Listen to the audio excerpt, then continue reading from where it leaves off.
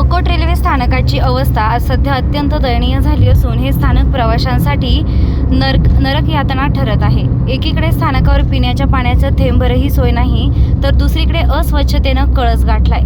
सर्वात धक्कादायक बाब म्हणजे या परिसरात गुन्हेगारी फोफावली असून मर्डर, हत्या यांसारख्या गंभीर घटना घडत असल्यानं प्रवाशांच्या सुरक्षेचा प्रश्न ऐरणीवर आला आहे।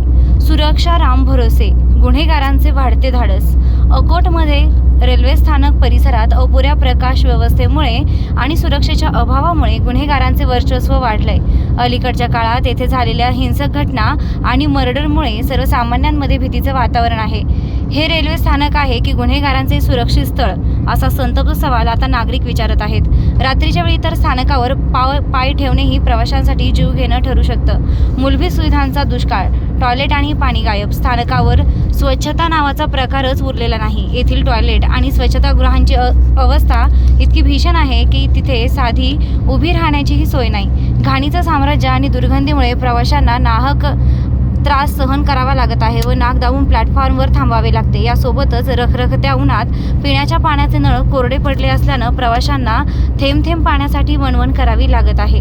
रेल्वे स्थानकावरील या विदारक स्थितीकडे रेल्वे प्रशासनाचं तर दुर्लक्ष आहेच, पण स्थानिक तहसीलदारांनीही याकडे पूर्णपणे पाठ फिरवली आहे। शहराच्या मुख्य प्रवेशद्वाराची ही अवस्था अधिक असताना तालुक्यातील मुख्य प्रशासकीय अधिकारी गप्प का, असा प्रश्न नागरिक विचारत आहेत। सुरक्षा वाढवा, स्थानिक परिसरात पोलीस गस्त वाढवून गुन्हेगारांचा बंदोबस्त करावा, स्वच्छता अभियान, टॉयलेट आणि प्लॅटफॉर्मची तातडीने स्वच्छता करून पाणी व्यवस्था सुरू करावी, प्रकाश व्यवस्था, स्थानक परिसरात हायमास्ट दिवे लावून अंधाराचं साम्राज्य संपवावे। आमचा सवाल, अकोट रेल्वे स्थानकावर आणखी किती बळी गेल्यावर प्रशासनाला जाग येणार? तहसीलदार साहेब, या नरक बनलेल्या स्थानकाचा कायापालट कधी होणार? असे निर्भीड पोलीस टाइम्स न्यूजशी बोलताना असा संतप्त सवाल नागरिकांनी केलाय।